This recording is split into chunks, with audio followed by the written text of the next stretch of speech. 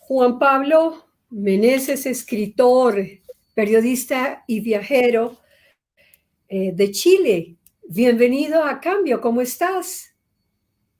Hola Luz Estela, muchas gracias por la invitación. Estoy muy bien acá en Santiago de Chile. Un gusto estar contigo hablando que estás allá en Bogotá, una ciudad que me gusta tanto, y con toda la gente que nos está viendo en vivo, que nos va a ver después grabado. Muy bien. Juan Pablo Meneses, quien es chileno y está en este momento en un sitio eh, que el mundo está mirando de manera muy puntual en este momento por cumplirse 50 años del bombardeo al Palacio de la Moneda, con la muerte y situación que cambió para siempre la historia de la nación chilena, es John S. Knight, journalist de la Universidad de Stanford. Es investigador doctoral de la Complutense de Madrid y profesor de no ficción de la Universidad de Chile. Es autor de 10 libros de crónica que se han publicado en más de 20 países con traducciones a 7 idiomas. Su trilogía Periodismo Cash, un nombre realmente muy curioso. Vamos a preguntarle mucho sobre esto. Incluye los libros La vida de una vaca, Los niños futbolistas y Un dios portátil. Ha recibido el premio de la Municipalidad de Santiago y su primera novela se llama Una historia perdida y fue finalista del premio Herralde de novela. Vamos a comenzar por ese tremendo maridaje que ofrece ir por el mundo, hacer una arqueología inmediata de él y poder pensar que podemos hacer una disertación sobre un dios portátil, sobre la vida de una vaca o de un niño futbolista. ¿Por dónde quieres empezar? Por ahí pues, me parece un súper buen inicio porque en realidad yo he hecho mucho esto de deambular por distintos lugares, de viajar por toda Latinoamérica, por el mundo, digamos, durante mucho tiempo fue mi forma de vida, ¿no? De hecho, lo bauticé periodismo portátil. Ahora le dicen nómade digital, pero hace 20 años, cuando yo partí, lo bauticé como periodismo portátil, escribía en distintos cibercafés del mundo. Ahora los cibercafés ya no existen. El mundo y la tecnología siempre va evolucionando. Me acuerdo que cuando yo trabajaba en los cibercafés me llamaba la atención que eran muy parecidos a una sala de redacción de un periódico, con una sola gran diferencia, que en la sala de redacción veíamos todos los días a la misma gente. En cambio, en el cibercafé nunca veíamos dos veces una misma cara, ¿no? Porque la gente iba cambiando, iba transitando, se iba moviendo. En ese transitar, en ese moverme, terminé viviendo en Argentina y quería entender ese país donde estaba viviendo, porque me parecía que era un país enloquecido. Enloquecido lo digo en el buen sentido, ¿eh? Pero un país enloquecido por la carne, ¿no? Entonces, los presidentes o las autoridades estaban bajando su popularidad, entonces bajaban el precio de la carne. Subían mucho el precio de la carne, bajaba la popularidad. Los niños, cuando empezaban a escribir, su primera composición era la vaca. Cuando pasaba una mujer muy guapa, le decían que tenía buen lomo. Era todo una... Y era un país constantemente dividido hasta hoy, pero que estaban todos de acuerdo en algo, porque ni siquiera las elecciones están de acuerdo. Todavía hay unos que dicen que Maradona es mejor que Messi o que Messi es mejor para... Pero estaban todos de acuerdo que su carne, su propia carne, era la mejor del mundo. Entonces, que esto lo quiero explicar, esto lo quiero... Y ahí lo que hice fue comprarme una vaca. Me compré una vaca cuando tenía una semana de vida para seguir su vida durante 3 años, y así nace la vida de una vaca. Mientras yo tenía La Negra, se llama La Negra, fui publicando en distintos lugares esa historia. En Colombia la publiqué en la revista Soho y fui recibiendo muchos comentarios de gente que me decía, ¿cómo se te ocurre comprar una vaca y matarla? Como si fuera algo que había inventado yo, no que se mataran millones de vacas al día en el mundo. Y había otra gente que decía, por favor, invítame al asado cuando la mates, quiero estar ahí. Había un cruce, ¿no? Entonces ahí me di cuenta, tuve acceso a muchos lugares porque yo tenía mi propia vaca, era dueño. No era una cosa de impostor, sino que yo contaba, estoy haciendo un libro, me reuní, por ejemplo, con el rey de la vaca de Argentina, yo decía, yo también tengo mi propia vaca. Como que me da una autoridad ser dueño. Entonces ahí descubrí que todavía hay muchas cosas que solo se le cuentan a los dueños. Y así parte el periodismo catch. El periodismo catch significa que yo compro con dinero en efectivo al protagonista del libro. Entonces lo primero fue La Negra, la vaca, ¿no? Yo estaba muy complicado de decirle por primera vez a alguien, oye, véndeme una vaca, porque cualquier persona me va a decir, ya te la vendo si las vacas se venden. No, pero quiero que me venda una vaca, pero que siga en el campo, yo la voy a venir a ver una vez por semana porque quiero contar su vida en un libro. Esa persona puede decir, ¿qué es tan loco? No sé qué. Pero lo hice, ¿no? Y el libro, me acuerdo que mis amigos argentinos yo les preguntaba, les contaba, voy a hacer un libro de la carne, y me decían, un libro de la carne, tú tienes chileno, los chilenos no tienen idea de carne, de la buena carne que tenemos nosotros. Al final, después que salió La vida de una vaca, terminé dando una charla en un encuentro ganadero en Santa Fe, en la zona de los gauchos, porque en el libro, en la crónica, en lo que yo hago, muchas veces y de las vacas. ¿Ah? Contar la historia de una sola vaca es contar un mundo entero, pero desde una perspectiva que ellos no lo habían visto, ¿no? Porque para ellos la vaca era un número, es una máquina. Para los ganaderos la vaca es una máquina que transforma el pasto en carne.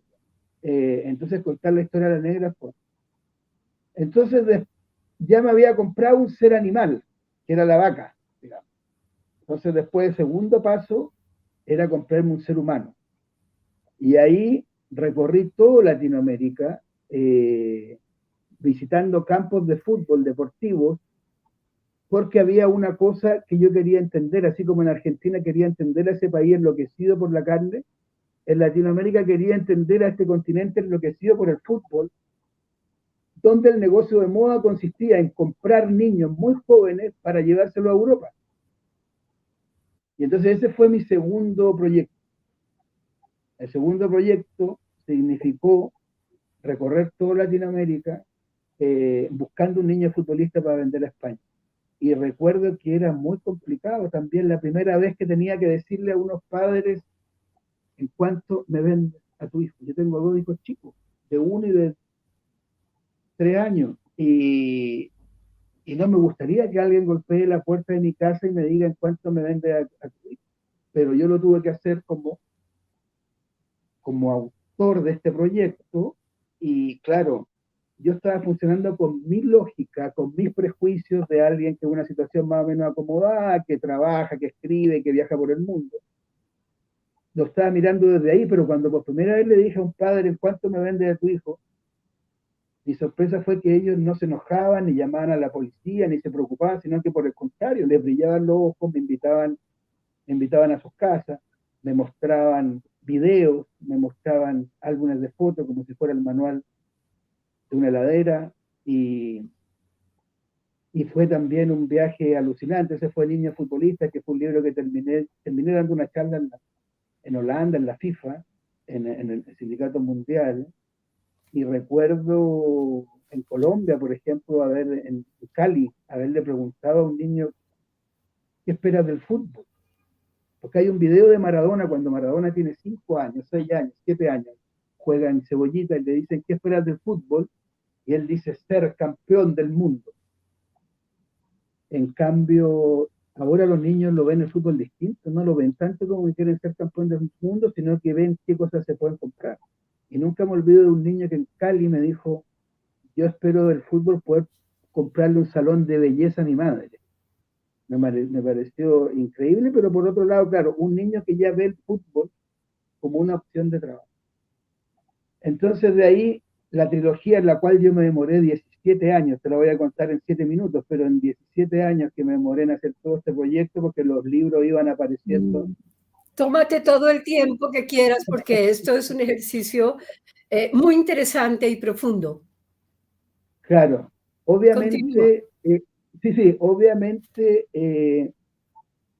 me acuerdo muchas veces cuando el libro salió en España, que una periodista me dijo, se puso a llorar detrás de cámara, diciendo, yo pensé que, el otro día hablaba con mi marido que tenemos un niño de 4 años que podría ser futbolista, que ojalá fuera zurdo, incluso le queríamos amarrar la pierna diestra, derecha, para que jugara con la zurda, pero no lo veíamos como que en realidad estábamos explotándolo, pero después del libro como que pasaba así. Pero sin embargo hay otra gente que lo ve de otra manera. Cuando el libro salió en España, que fue donde primero salió, me escribieron un empresario de Barcelona diciéndome, oye, me gustó tu libro, acá podemos hacer un gran negocio contratando niños futbolistas de Latinoamérica. Y una semana después me escribió alguien de Vallecas, de la fuera de Madrid, diciéndome, oye, leí tu libro, me gustó, hay que hacer una ONG para salvar esto, ¿no? El libro permitía que hubiera esas dos visiones leyendo el mismo libro, porque a mí lo que me interesaba era abrir el tema. Pero volviendo, había comprado un ser animal, la vaca, había comprado un ser humano, el niño futbolista, y quedaba la última parte, que era un ser divino, ¿no? Un ser animal, un ser humano, un ser divino. Entonces ahí fui a la India a comprar un Un dios, Dios. siempre pensando que no lo iba a poder comprar, siempre pensando que iba a llegar a la India y que finalmente iba a decir, ¿saben qué? No lo puede comprar. Hay cosas que el dinero no lo puede comprar. Pero igual me iba a servir el escenario porque la India es un verdadero destino para los occidentales de una espiritualidad muy de consumo, ¿no? Está todo armado para que te arman tours, te arman recorridos. Yo lo quería mostrar eso, ¿no? Porque a mí lo que me interesa finalmente con esta trilogía Catch es hablar del consumo, de la sociedad de consumo. Cómo depredamos animales para alimentarnos, cómo depredamos niños, ilusiones de ellos para entretenernos, y cómo depredamos en torno a la espiritualidad y consumimos en torno a la espiritualidad. ¿Cuál fue el tema ahí? Que en un momento, después de haber preguntado en muchos lugares, me venden un Dios y me ofrecían estatuas, me ofrecían distintas cosas, pero que eran simbólicas. Pero en un momento alguien me dice, yo tengo un Dios para vender, el Dios de mi familia. En la India hay millones de dioses, pues muchas familias tienen su propio Dios. Entonces, claro, yo ahí, cuando alguien te dice yo te vendo un Dios, uno está en la disyuntiva de decir, dale, te lo compro. O decir, oye, eres un charlatán. No existe nada, no existe Dios, la vida es... yo tenía esas dos opciones. En periodismo, a los cronistas siempre nos enseñan mucho de que hay que desconfiar de todo. Dicen, si un político dice A, en el fondo está queriendo decir B. Si un entrenador de fútbol está diciendo C, en el fondo está diciendo D. Entonces ahí podía no creer, pero finalmente, y con esto quizás voy a parecer un pastor de estas iglesias brasileras, pero decidí creer. Y desde que creí, y desde que decidí creer, y desde que creí, mi vida cambió. Mi vida cambió porque obviamente se volví de la India con un Dios en mi maleta. Yo en ese tiempo dirigía un diario en Santiago, pero tenía un diario, tenía un Dios en la maleta, o sea, no eran incompatibles los proyectos. Finalmente, te hago corta esta parte, terminé, terminé recibiendo una beca para irme un año a Silicon Valley y a Stanford, a la Universidad de Stanford, donde desarrollé un poco más este proyecto. Llegué a Silicon Valley un par de años antes de la pandemia y ahí ya se vivía como si fuera la pandemia. Ya eran todas las clases online, ya había funerales online. Microsoft ya vendía unos cascos para hacer bautizos digitales. El gerente general de Uber ya estaba desarrollando su propio dios de inteligencia artificial. O sea, había todo un tema con la espiritualidad y con la tecnología que para mi libro era ideal. Porque yo en otros lugares decía, me compré un Dios, y todos decían, oye, qué locura. Entonces ahí desarrollé la iglesia de la religión portátil y después me fui a vivir a Nueva York como un año. Hay gente que me dice que todo esto fueron una especie de milagro de mi Dios portátil. Eh, porque la Universidad de NYU tiene el único centro de religión y medios del mundo, y ahí estuve 8 meses y ahí organicé el lanzamiento de la religión global desde Times Square. Y yo dije, ya, acá se termina el libro, pero después me empezaron a invitar a algunas ferias del libro a presentar el libro. Yo les decía, oye, si este libro no lo he terminado, ¿cómo me están invitando? Pero fui y finalmente el libro salió. Creo que lo tengo acá, ¿no? Estas cosas en vivo, esta es la portada del libro, se llama Un Dios portátil, y ahí está contado más o menos todo lo que dije. Con este libro gané el Premio Municipal de Literatura de Santiago, y un poco eso es el periodismo caché, ¿no? Comprar con dinero en efectivo el proyecto de tu libro, pero de alguna manera pensado también es como jugártela toda, hasta extremos casi ridículos, por contar una historia. Porque estos 3 proyectos, incluso el de la religión, son proyectos de investigación periodística, son de crónica. No es que yo me transformé en un santón, no es que yo me transformé en un nuevo Saibaba.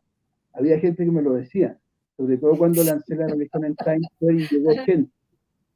Pero él decía, este es un proyecto periodístico. Así que ese es el periodismo cacho. Periodismo en tiempo real, además, con las fuentes vivas y en permanente evolución. Seguramente si eso nos hubiese ocurrido 40 o 50 años atrás, por ejemplo, Latinoamérica hubiese contado distinto su historia, ¿verdad? Ahora, con un teléfono podemos documentar la vida, real o mentirosamente. Eso claro. Es lo que ocurre, y eso lo usan los políticos, pero vamos a cómo esos ejercicios pueden tener instancias más éticas y mejores. Y vámonos a instalar en un tiempo de esta historia que ayer volvimos a ver en tiempo real en el mundo. Estaban los ojos del mundo puestos en Santiago de Chile para quizá reconocer o volver a interpretar qué ocurrió cuando unos bombardeos destruyeron el Palacio de la Moneda y cambió para siempre la historia de Chile. La poesía le ayuda a escribir que esos bombardeos se comportan igual que se comportan las aves y llegan allí. Y el personaje, inicialmente un narrador bellísimo, es un niño al que su mamá le prohíbe ir a abrir la puerta, ¿verdad? Sí. Y asomarse a la calle o asomarse a ver qué está pasando. Sin embargo, el niño va y voltea el picaporte de la puerta y ve cómo todo empieza a estallar. Y allí entiende que puede construir memoria. ¿Por qué? Sí, mira, qué bueno cómo me lo plantea desde ese lado, también desde las formas narrativas de contar. Así lo leí, me impactó muchísimo. Claro, sí, pero te lo digo que nosotros en Latinoamérica a veces no se rescata tanto eso, pero tenemos una tradición de contarnos a nosotros mismos, que no parecería, sí, pero de hace mucho tiempo de manera narrativa. Y te digo, José Martí, Rubén Darío, volviendo más cerca, el propio Gabo, Tomás Eloy Martínez, Alma Guillermo Prieto, que recorrió todo Centroamérica, sí, en los 70. O sea, nos hemos contado mucho. Sin embargo, en el tema de Chile me ha costado encontrar relatos narrativos que hayan estado ahí de ese momento, ¿no? Incluso hay uno de Gabo, pero recreado a partir de la historia con Miguel Litín, con el cineasta, pero me ha costado encontrar, me había costado Sí, encontrar, y entonces, a partir de eso, escribí esta novela, Un Dios portátil, que parte precisamente con la anécdota esa que cuentas que le pasó a Pablo, el protagonista, que casualmente a mí me pasó tal cual. O sea, yo no soy Pablo, yo no soy el protagonista, y seguramente no me parezco a él. Seguramente si le preguntamos a él, él va a ser más radical y va a decir, yo con ese tipo no tengo nada que ver. No somos los mismos, pero la anécdota inicial a mí me pasó tal cual y es el primer recuerdo que yo tengo en vida. Mi primer recuerdo en vida es el sonido de unos bombarderos arriba de tu cabeza, de unos aviones. Yo quiero salir a la calle a verlo, porque cuando uno es niño, tanto los aviones como los helicópteros, como los tanques, son cosas que quieren ver porque parecen juguetes gigantes. No son materializaciones del mal, ¿no? Para un niño son juguetes, digamos. Yo quiero ir a ver estos aviones. Mi madre me grita, no salgas. Ella estaba escuchando la radio, ya sabía que habían tirado bombas acá y allá y estaba la cosa como estaba, ¿no? Eh, no salgas a la calle porque te va a caer una bomba. Imagínense la frase. Y, y no solo esa, imagínense esa frase. Lo más increíble es que obviamente como niño, yo lo veo con mi hijo ahora y que es totalmente así, te dicen no, y un niño con una sonrisa hace precisamente eso. Y yo con una sonrisa me fui corriendo a la puerta, la fui a abrir y cuando la estaba abriendo, efectivamente cayó una bomba. Esa historia pasó así, tal cual, y fue una historia que yo conté en mi familia y que contábamos en distintos lugares. Te conté antes que estuve un año en Stanford, ahí en ese programa que había gente de todo el mundo, éramos 10 personas seleccionadas de todo el mundo, yo era el único latinoamericano, había que presentarse con una historia y yo contaba esta historia como parte de mi presentación. Mi primer recuerdo es este, que lo quedaba ahí. Oye, pasó eso. Después contaba como casi como de broma que por suerte viví después varios años en Buenos Aires donde me pude psicoanalizar mucho tiempo, porque en el psicoanálisis que una madre te diga, hazme caso si no te va a caer una bomba, y uno no hace caso y te cae una bomba, es como puede ser hacer hasta un seminario de psicoanálisis y con Freud en la portada del simposio, ¿no? Pero ¿qué es lo que pasó? juegas en tu novela con tres psicoanalistas, ¿no? Juegas con Sí, tres sí, mujeres psicoanalistas, ¿no? sí, sí. O ella juega Una con el de ellas da protagonista. el ultimato, además. Sí, hay mucho de eso. Es que tiene un poco que ver con eso también, yo creo, con los recuerdos y con trabajar la memoria. Lo Eh, que pasó, es la claro, oportunidad de también. sí, lo que te iba a decir es que lo que pasó, cuando se provoca el quiebre, que fue un cambio más radical de lo que parece, porque fue un cambio que significó no solo decir voy a escribir esto, sino que es decir voy a escribir una novela, voy a hacer ficción, después de venir de 10 libros de crónica. ¿Cuándo se produce el quiebre? Cuando un día, después que fallece mi madre, decido investigar esta anécdota que contábamos y decir, ¿quién habrá sido el piloto que bombardeó el hospital de al lado de mi casa? Y resulta que empiezo a ver y no aparece que se había bombardeado el hospital. Hasta el día de hoy no hay fotos del hospital que se bombardeó, porque esta es una bomba que cayó a un hospital que estaba a 1,5 cuadras, 2 cuadras de la casa de mis padres, que además es el hospital de la propia Fuerza Aérea. Y lo loco es de repente darte cuenta ahora, hace unos años, hace pocos años, darte cuenta que tú jugaste toda la infancia o muchos de esos años frente al lado de un hospital que tenía toda un ala derrumbada porque había sido atacado por unos bombarderos. Sin embargo, pareciera que fuera solo de tu imaginación porque los militares, la Fuerza Aérea, se encargaron de eliminar todo ese recuerdo, ¿no? Ese hecho porque era muy vergonzoso para ellos, que en mitad de los ataques que disparaba la moneda, mostraban la moneda en llamas, que se fue Allende, toda esa cosa, llegamos nosotros a imponernos. En realidad había habido también un bombardeo a un hospital de ellos mismos. Y ahí me meto en eso y descuento un mundo, pero que lo iba a tener que abarcar con la ficción. Y por eso entro por la novela por ese lado.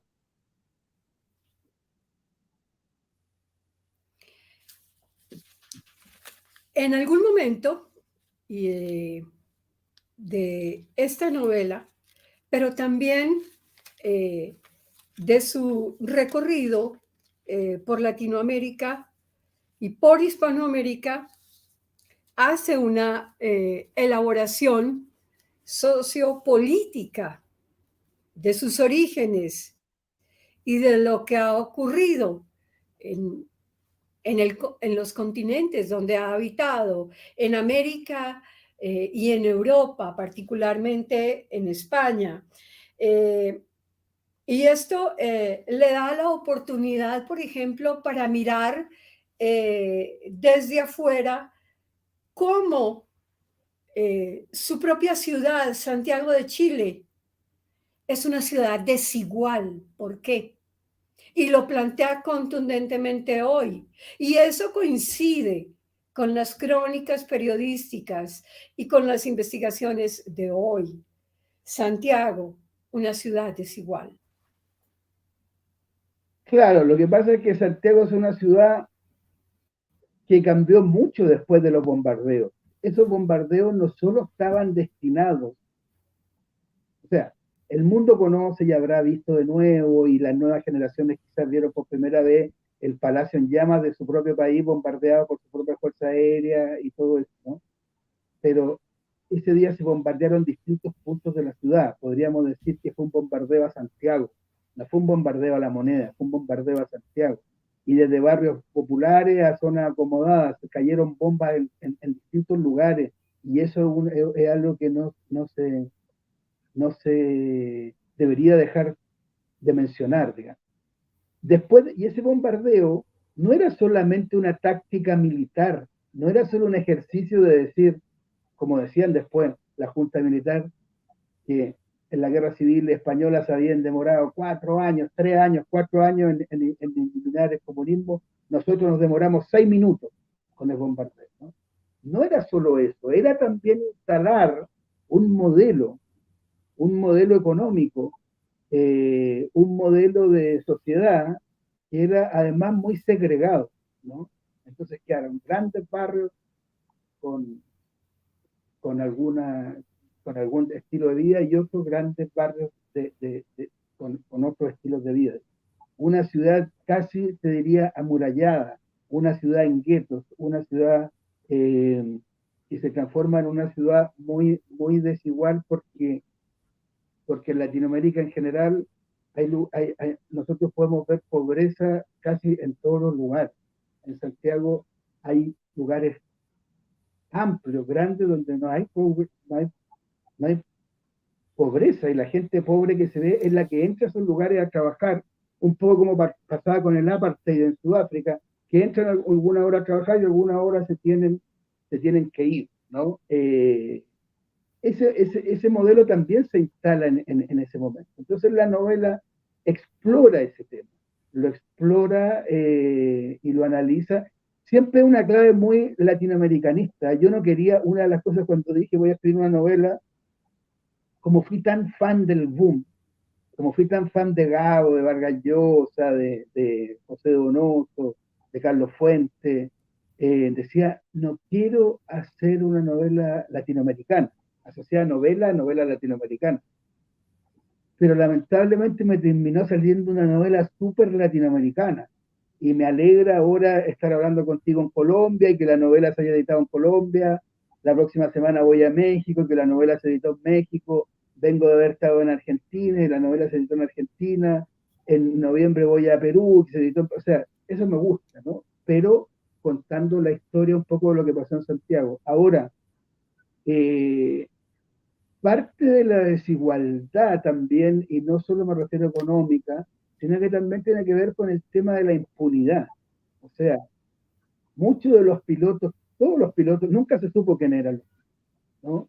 Este libro por primera vez profundiza en que uno de esos pilotos desobedeció las instrucciones y se dedicó a bombardear su propio hospital. Sin embargo, en los años 90, ya 10 años después de vuelta a la democracia, cuando se dieron de vuelta los Hawker Hunter, los aviones que bombardearon la ciudad, que acá en Chile son una institución, para mal o para bien, depende de qué sector eres.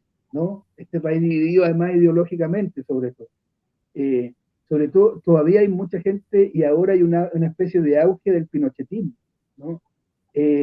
Ha venido una ola de las noticias de inseguridad que aparecen en la televisión y que se repiten y que me imagino que en Colombia debe pasar lo mismo. Todas estas noticias de falta de seguridad es como un llamado de las olas a decir que vuelvan los militares, que vuelva la mano dura, que no desde el punto ideológico, acá hay un auge del pinochetismo, pero los propios pilotos que bombardearon y que nunca se pudo saber sus nombres hasta el día de hoy, no se han sabido, han salido algunos reportajes o cosas que insinúan quiénes fueron, pero con información dada por la propia Fuerza Aérea, entonces no, esa información no vale, de inmediatamente no vale.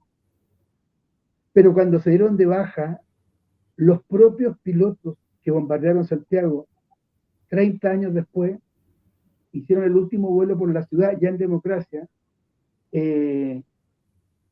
con los pilotos casi haciendo broma y riéndose, los mismos pilotos que habían destruido no solo un palacio de gobierno, sino que también la institucionalidad democrática del país. Entonces, cuando pasan estos hechos, uno dice, acá hay algo raro, ¿no? Acá hay algo que no cuadra. No te lo puede contar la investigación periodística. El narrador de esta No, novela odia a los periodistas de investigación y a estos que dan charlas de periodismo de investigación y que sí, se suben unos carros alegóricos y recorren Latinoamérica diciendo, somos nosotros, abran paso que vienen los periodistas de investigación. Para el narrador, los periodistas de investigación no han hecho nada. En Chile decimos, valen callampa. Y nunca vas a llegar a un periodista de investigación. Con los investigadores académicos tampoco vas a llegar a esta información. Los investigadores judiciales no han llegado a este punto. Entonces ahí es cuando yo digo, vamos a llegar a la verdad con la ficción. Vamos a llegar a la verdad con la ficción y esta novela intenta eso. esa débil línea, ese casi como hilo de seda que une realidad y ficción, permite en esta novela hablar a profundidad, por ejemplo, de derechos humanos, de construcción de memoria. Son más de 1000 y tantos desaparecidos en 50 años de los que no se tiene un rastro. Igualmente, ayer vimos de manera puntual como Michelle Bachelet, presidenta de Chile, primera mujer presidenta de Chile, y 2 periodos. Isabel Allende, hija de Salvador Allende, expresaron el suicidio de Salvador Allende como un acto de dignidad.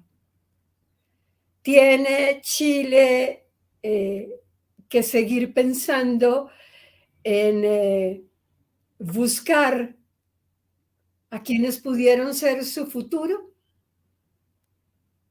Sí, o sea, lo que pasa es que hay un deber ahí, hay un deber como sociedad y yo creo que una de las cosas más, no sé si la palabra es triste, ¿eh? Porque triste me suena más como a un sentimiento casi positivo, ¿no?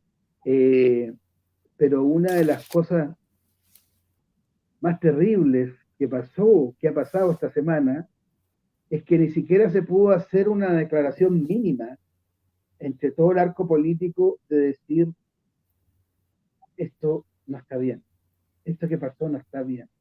Y eso que pasó no está bien, no es lo que pasó de que unos aviones bombardearan la ciudad, que ya es una cosa que no está bien, digamos, ¿no? Su propia ciudad, ¿no?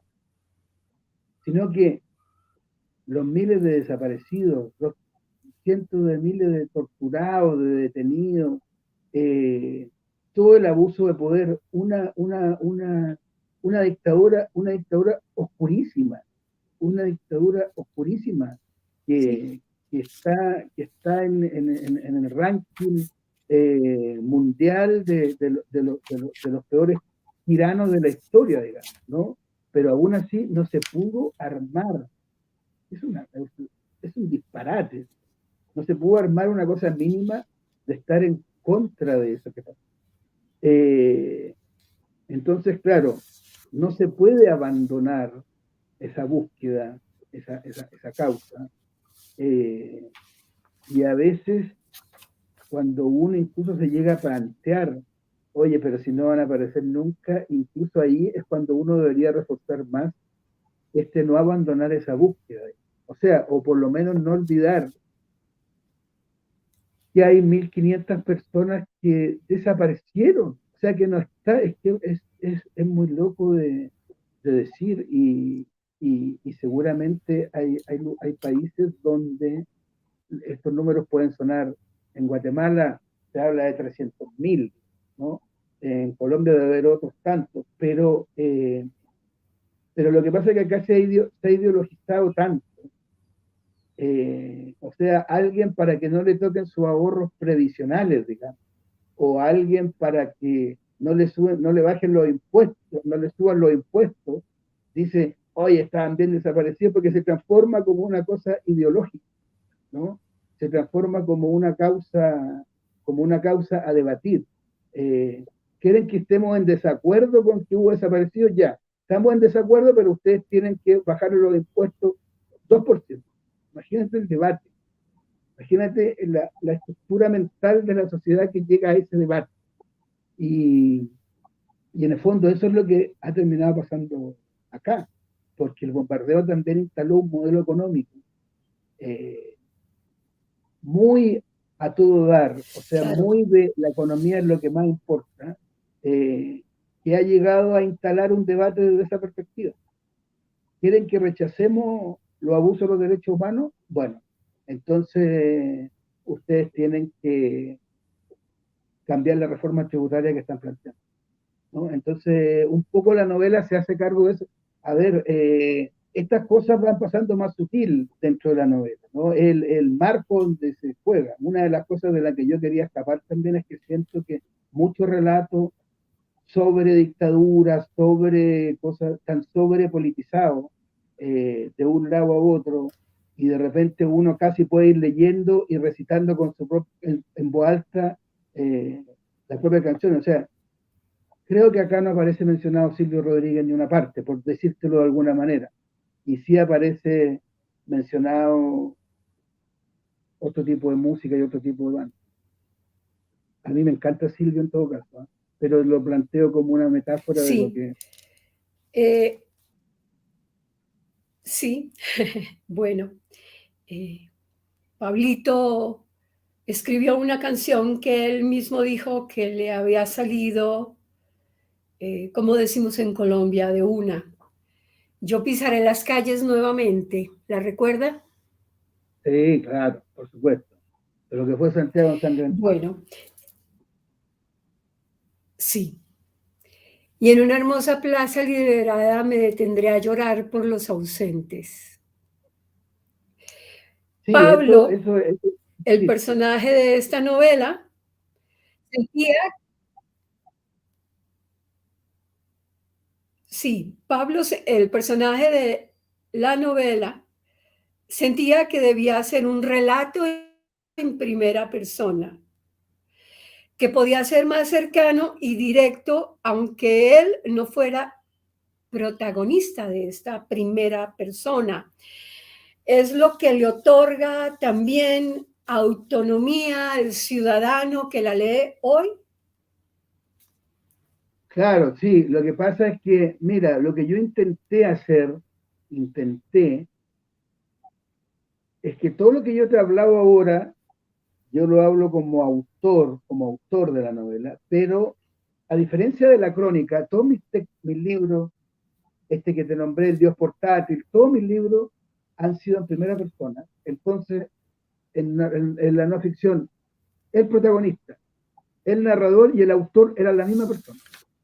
En la novela, como está escrita en tercera persona, el protagonista, el narrador y el autor son todos distintos, aunque son parecidos, pero son distintos. Y eso es bueno dejarlo claro porque hay que mantener. El narrador de esta novela te cuenta los mismos temas de los que yo te he hablado, de la dictadura, de la cosa económica, de no sé qué, pero él no te lo da de un discurso de una cierta superioridad moral o decir esto está mal o esto está bien, porque él está atrapado en el sistema. El protagonista de esta novela, como a mí me pasó también mucho tiempo, es una persona que tiene que sobrevivir contando historias de chilenos exitosos por el mundo, porque el modelo eso es lo que exige. Entonces él puede viajar por todos lados, pero anda buscando chilenos exitosos en Berlín, en Londres, en distintos estados de Estados Unidos, en Colombia, en México, a donde va tiene que buscar chilenos exitosos porque es lo que le está pidiendo que se quiere comer como el monstruo que se comía la galleta en Plaza Sésamo, se quiere comer, los medios en Santiago se quieren comer historias de chilenos exitosos porque eso es lo que se quiere transmitir, llegando a la paradoja ridícula que de repente la historia del chileno exitoso, del periodista que triunfa vendiendo tortillas en New Jersey, ¿no? O la chilena que triunfa como bailarina en Michigan y baila en un table, ¿no? O, o el chileno que triunfa como barman en un bar de tapas en Barcelona y en realidad el tipo que está detrás de la barra tirando la cerveza. Pero él tiene que ir contando esas historias para poder sobrevivir. Y en ese sobrevivir para viajar, contando esta historia de chilenos exitosos, que en realidad no lo son, pero para el modelo sí son exitosos, eh, se van desgranando, cayendo distintas lecturas a los procesos que le ha tocado vivir, ¿no? Pareciera, si alguien no ha leído el libro, que es un libro totalmente político y claramente es mi libro más político, pero te diría yo que es político desde una perspectiva incluso más profunda que lo que pensamos de política, ¿no? Porque el protagonista es una persona totalmente atravesada, no solo por la bomba, ¿no? Porque es finalmente un niño bombardeado tiene repercusiones toda su vida. Yo lo supe escribiendo el libro. Yo haciendo esta novela me di cuenta que era un niño bombardeado y que muchas de las causas, cuando yo estaba, antes que se estaba publicando el libro, faltaba poco y empecé a ver los bombardeos en Ucrania, porque estaba empezando la guerra y decía, oye, me imagino todos los niños bombardeados que van a salir de ahí, porque si yo tengo, o sea, a mí me cambió la vida ese día, o la perspectiva, pero Pablo termina siendo un niño no solo atravesado por esa bomba que le cayó en la cabeza, sino que también por todo lo que vino después y los significados que tiene. Y en ese sentido, por eso también la novela termina siendo un relato tan personal, pero a la vez universal, espero yo, trato de que sea así.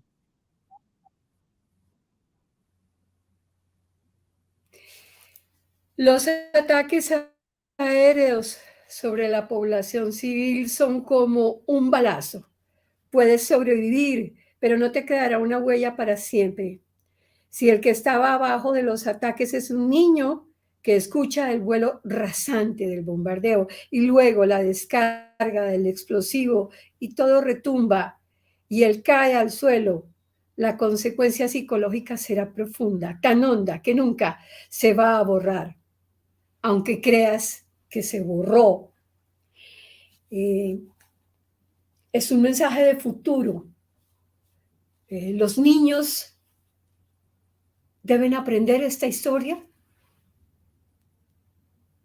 Eso es lo que me gustaría a mí, o sea, por lo menos conocerla. Mira, me he dado cuenta de una cosa, justo ahora yo tengo hijos muy chicos, fui padre viejo, pero he podido catalizar a partir de ellos un poco todo el proceso que me tocó vivir. De hecho, yo el libro se lo dedico a ellos y les pongo ahí testigos de otra historia, porque ellos van a ser testigos de otra historia de las que yo fui testigo. Pero cuando me di cuenta que la historia de ese bombardeo al hospital se había ocultado, imagínate lo que es ocultar un bombardeo a un hospital en plena ciudad, ¿no? En un barrio relativamente acomodado, o sea, no te Sí. estoy diciendo una cosa en la marginalidad, lo que puede ser capaz de hacer.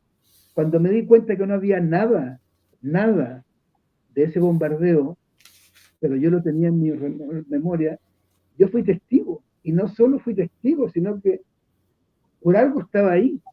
Me pasé el rollo de, por algo estoy ahí, yo tengo que contar eso. Esa historia me eligió desde ese día que además es mi primer recuerdo.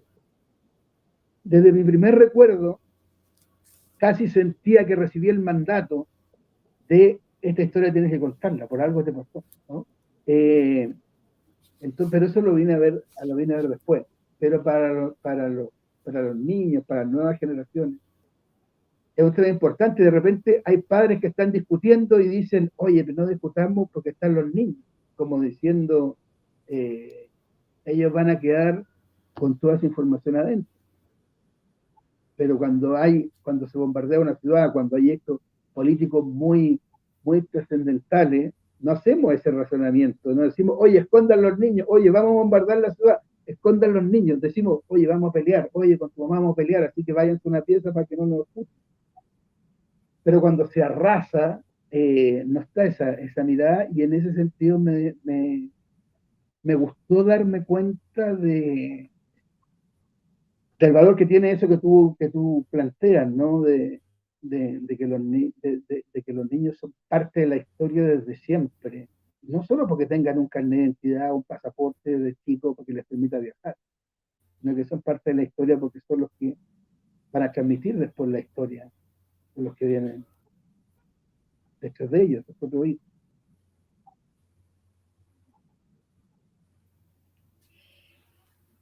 Han pasado 545 meses desde que bombardearon Santiago y todavía no se sabe quiénes dispararon esos cohetes, no lo acabas de decir. La historia la escriben los vencedores, dijo George Orwell durante la Segunda Guerra Mundial. Winston Churchill avanzó un poco más y finalizada la guerra dijo, la historia será generosa conmigo, puesto que tengo la intención de escribirla. En Chile, los vencedores escribieron la historia de un impecable bombardeo a Santiago, tratando de darle un matiz de eficiencia a ese horror de lanzar cohetes contra una ciudad indefensa. Juan Pablo Meneses intenta contarla de otra manera. Acude a la ficción, pelea con ella, acude a la verdad y la pone en blanco y negro o en un dispositivo para red. Muchas gracias, Juan Pablo. Muchas gracias por esta conversación con Cambio. Vamos a tratar de que esta interrupción que hemos tenido en los últimos tiempos con la internet sea mejorada y volvamos a conversar. Pero muchas gracias. No, gracias a ti, Luz Estela, un placer poder conversar y desarrollar los temas. El Tomás Eloy Martínez, que aparece en la novela, es casi un personaje, el escritor argentino que yo trabajé con él, fui relator de un taller con él, un taller de la Fundación Gabo de Colombia. Al final está todo cruzado Latinoamérica y eso me encanta. Él decía, la historia la escriben los ganadores, que tal, un poco así también decía, y esto significa que también hay otra historia, ¿no? Cuando decimos la historia, la escriben los ganadores, indirectamente estamos diciendo, hay otra historia. Y en este caso había una historia perdida, que es esta, una historia perdida, que es el libro que escribí y que espero que les guste, está en Colombia y espero ir pronto a Colombia, así que cuando vaya a Colombia tenemos la obligación de tomarnos un café. Luz Estela, te mando un abrazo a la distancia muy apretado. Igualmente, muchas, pero muchas gracias.